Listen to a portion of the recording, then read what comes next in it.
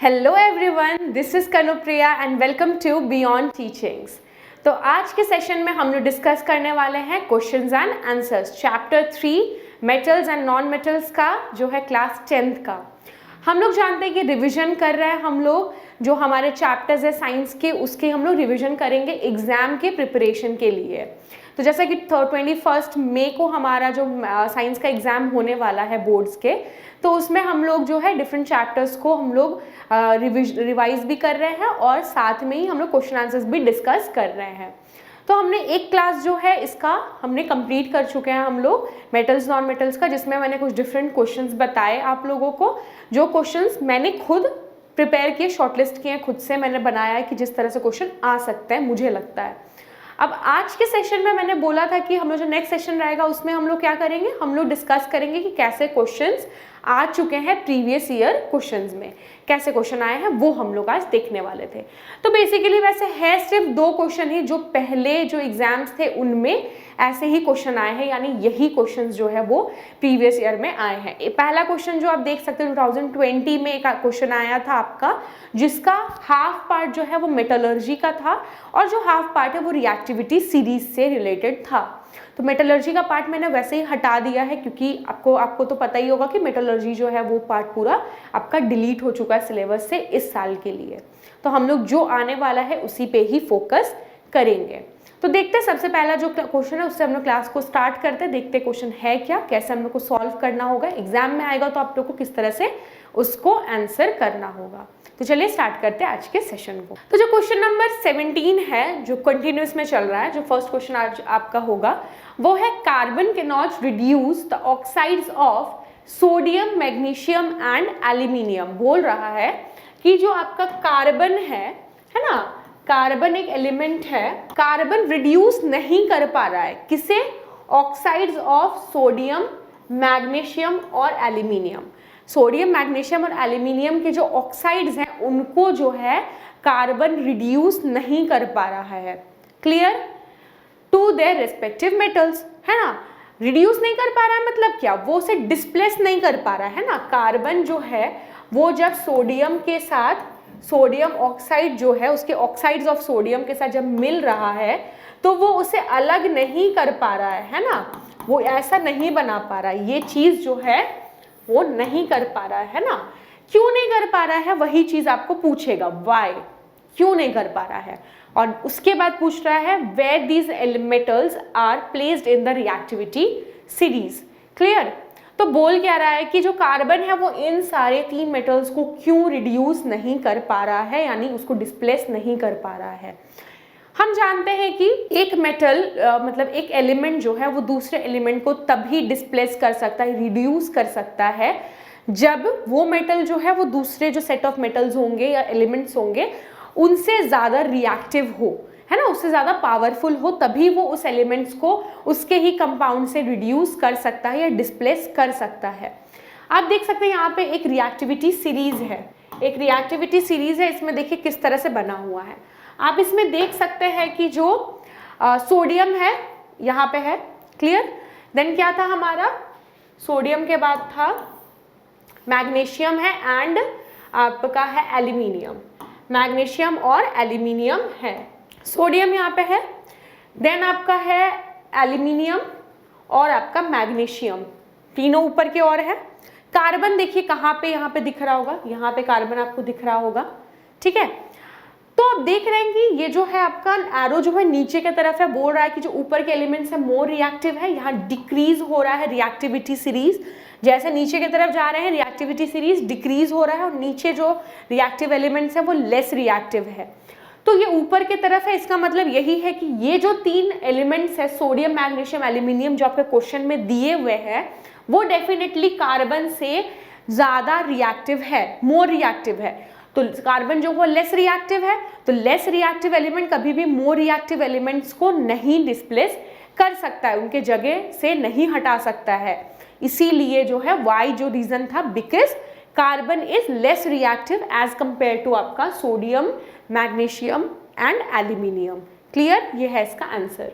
Then आपका question पूछ रहा था कि ये जो एलिमेंट्स है आपके जो तीनों मेटल्स हैं वो रिएक्टिविटी सीरीज में कहाँ पे वो अपना प्लेस लेते हैं, तो उनका प्लेस जो है वो ऊपर की तरफ है। मोर रिएक्टिव मेटल्स में इनको हम लोग कंसिडर करते हैं, ये बहुत ज़्यादा रिएक्टिव होते हैं ये तीनों ही मेटल। तो ये आपको याद रखना पड़ेगा।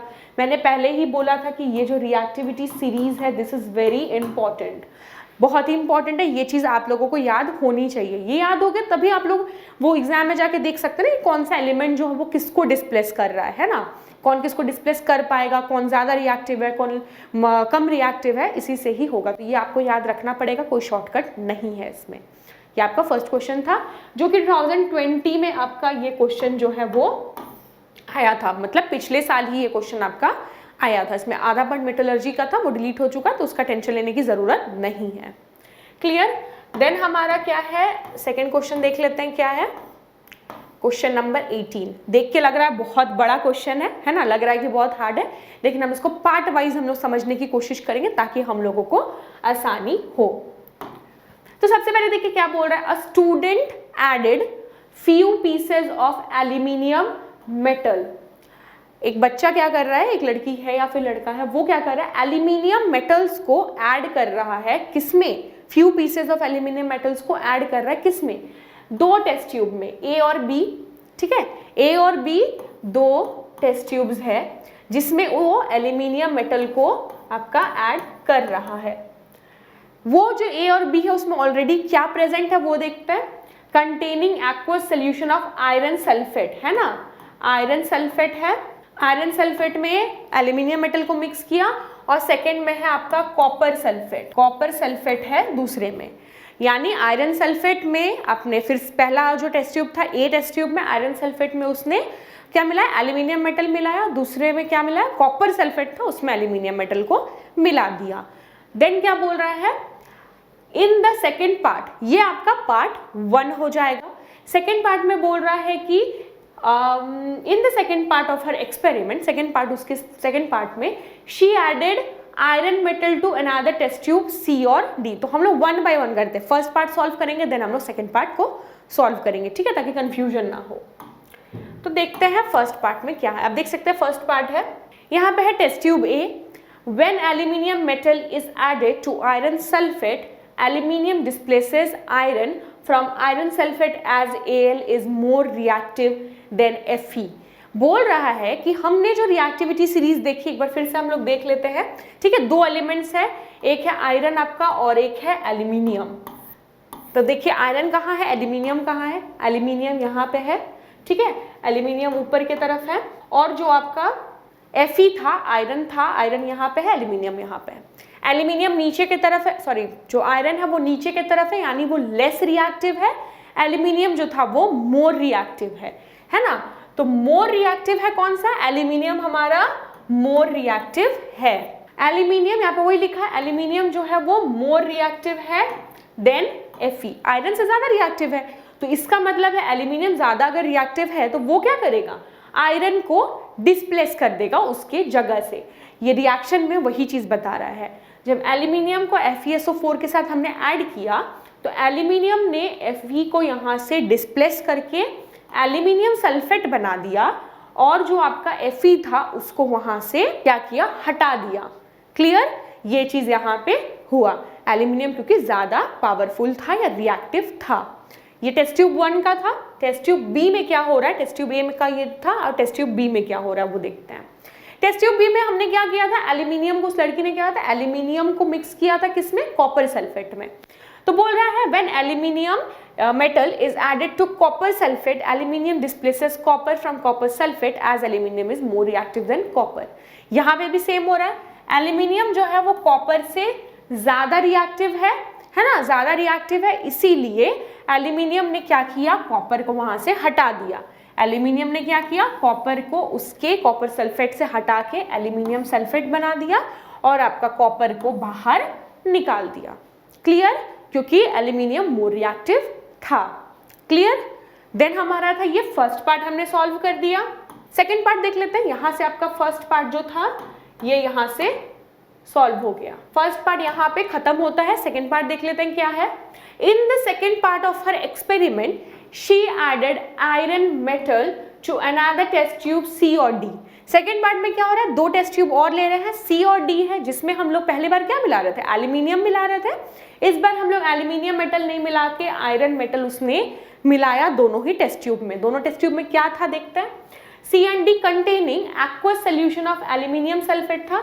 एक में क्या था, एल्यूमिनियम, आपका एल्यूमिनियम सल्फेट था, Al2SO4 था, और दूसरे में C में और D में क्या था आपका, कॉपर सल्फेट था, CuSO4 था।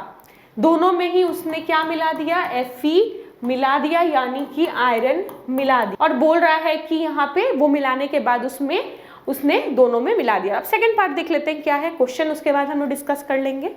तो क्वेश्चन में बोल रहा है कि इन विच टेस्ट ट्यूब और test tubes will she observe color change on the basis of experiment state which of the most reactive metals and why। अब हम लोग देखते हैं आगे का प्रोसेस। सेकेंड पार्ट में क्या हो रहा है, टेस्ट ट्यूब B था और टेस्ट ट्यूब A या टेस्ट ट्यूब B, उसमें भी हम लोग ले रहे हैं, 2 यहाँ पे टेस्ट ट्यूब लिया जा रहा है, C और D उसमें लिया गया है क्वेश्चन में। तो इसको हम लोग A और B भी ले सकते हैं या C और D भी, कोई प्रॉब्लम नहीं है, दोनों ही कोई इशू नहीं है। तो क्या हो रहा है उसमें देखिए, When Fe metal is added, अब इसमें क्या हो रहा है, Fe metal को ऐड किया एल्यूमिनियम सल्फेट में, यहाँ पे कोई रिएक्शन होगा क्या, आपको क्या लगता है कोई रिएक्शन इसमें होगा, नहीं होगा। हमने पहले ही जो पार्ट में देखा कि एल्यूमिनियम मेटल जो है वो आयरन से ज़्यादा रिएक्टिव है, तभी तो उसने डिस्प्लेस कर दिया था। अब जब हम आयरन मेटल को एल्यूमिनियम सल्फेट में मिक्स करेंगे तो थोड़ी ना जो आयरन है वो एल्यूमिनियम को डिस्प्लेस कर पाएगा, क्योंकि एल्यूमिनियम जो है वो मोर रिएक्टिव है देन Fe। तो इसीलिए Fe can not displace aluminium from aluminium sulphate, less reactive है, इसीलिए वो कुछ भी डिस्प्लेसमेंट नहीं कर पाएगा। Fe जो है लेस रिएक्टिव है एल्यूमिनियम से। क्लियर, कोई रिएक्शन यहाँ पे नहीं होगा। जो आपका टेस्ट ट्यूब D है या टेस्ट ट्यूब B हमने लिखा है उसको देखते हैं क्या है। When iron metal is added to copper sulphate, iron displaces copper. यहाँ पे डिस्प्लेस कर रहा है, आयरन जो है वो कॉपर को डिस्प्लेस कर रहा है और आयरन सल्फेट बना रहा है और कॉपर को हटा दे रहा है। यहाँ पे क्या हो रहा है, आपका आयरन जो है वो आपका कॉपर से ज़्यादा रिएक्टिव है, मोर रिएक्टिव देन कॉपर, इसीलिए वो उसको डिस्प्लेस कर दे रहा है। क्लियर है। क्वेश्चन में हमें क्या पूछा गया था, किन केसेस में कलर चेंज होगा। उन हर केसेस में कलर चेंज होगा जिसमें डिस्प्लेसमेंट रिएक्शन हुआ है। क्लियर, जहां पे भी डिस्प्लेसमेंट रिएक्शन हुआ वहां पे कलर चेंज डेफिनेटली हुआ होगा। तो किस में कलर चेंज हुआ है, टेस्ट ट्यूब ए में आपका डिस्प्लेसमेंट रिएक्शन हुआ था, है ना। देखिए टेस्ट ट्यूब ए में डिस्प्लेसमेंट रिएक्शन हुआ था, बी में भी डिस्प्लेसमेंट रिएक्शन हुआ था, सी में नहीं हुआ था, ये जो आपका है सी है, सी में नहीं हुआ था, डी में आपका हुआ था, है ना। यानी 3 में हुआ था, जिन जिन केसेस में हुआ है वही चीज़ आपको लिखना है वहाँ पे, और उसके हिसाब से आपको बोलना है कौन सा जो है वो मोर रिएक्टिव था, कौन सा एलिमेंट मोर रिएक्टिव है और क्यों मोर रिएक्टिव है। तो हर मैंने केस में तो बता ही दिया कौन सा एलिमेंट जो है वो मोर रिएक्टिव है। पहले केस में एल्यूमिनियम मोर रिएक्टिव था आयरन के, सेकेंड में भी एल्यूमिनियम मोर रिएक्टिव था कॉपर के, थर्ड में भी एल्यूमिनियम ही मोर रिएक्टिव है आयरन से, और थर्ड में जो है आयरन है मोर रिएक्टिव किससे, कॉपर से। ये चीज़ हम लोग देख भी सकते हैं अपना रिएक्टिविटी सीरीज में। अब देखिए एल्यूमिनियम जो है आपका, एल्यूमिनियम जो है सबसे ऊपर की तरफ है, उसके बाद क्या है हमारा आयरन, देखिए यहाँ पे आयरन होगा, ठीक है, आयरन है, देन आपका क्या है कॉपर है। आयरन सबसे ज़्यादा एल्यूमिनियम हमारा रिएक्टिव है, देन हमारा आयरन है, और सबसे लास्ट में कॉपर, इन तीनों में से लेस रिएक्टिव है। इस तरह से आपको क्वेश्चन सॉल्व करना होगा। इसमें भी आपने देखा होगा कि जो आपका ये जो रिएक्टिविटी सीरीज जो है वो इम्पॉर्टेंट है, या आपको अगर याद रहेगा तो आप इजीली फाइंड कर लेंगे कि कौन सा किसको डिस्प्लेस करेगा। तो आपके क्वेश्चन चांसेस, इससे चांसेस ज़्यादा बन जाते हैं कि आपके जितने भी क्वेश्चंस आएंगे एग्जाम में आ सकते हैं वो रिएक्टिविटी सीरीज से आएगा। और मैंने पहले ही बता दिया कि अगर मल्टीपल चॉइस क्वेश्चंस होंगे तो मे बी एक्सेप्शंस जो हमारे थे फिजिकल प्रॉपर्टीज़ के, उसमें से एक्सेप्शंस में से मल्टीपल चॉइस क्वेश्चन आएगा, और अगर लॉन्ग टाइप है तो डेफिनेटली रिएक्टिविटी सीरीज से आएगा। तो आपको रिएक्टिविटी सीरीज अच्छे से याद रखना है। और रिएक्टिविटी सीरीज के साथ आपका जो डिस्प्लेसमेंट रिएक्शन वाला जो उसका पार्ट था, है ना, एक मेटल जो दूसरे मेटल को उसके सॉल्ट से डिस्प्लेस कर देता था, वो पार्ट भी आपका इंपॉर्टेंट है, इसको याद कर लीजिएगा। अगर ये आपको रिटन फॉर्म में नोट्स चाहिए तो आपको PDF जो है हमारे वेबसाइट पे मिल जाएगा beyondteachings.com पे। तो आप लोग वहाँ से ये PDF को डाउनलोड कर सकते हैं। वीडियो अगर आपको अच्छा लगा तो लाइक ड्रॉप कर दीजिएगा, सब्सक्राइब कर दीजिए चैनल को ऐसे ही यूजफुल वीडियोज़ के लिए। अगले क्लास में मिलते हैं, तब तक के लिए टेक केयर, गुड बाय।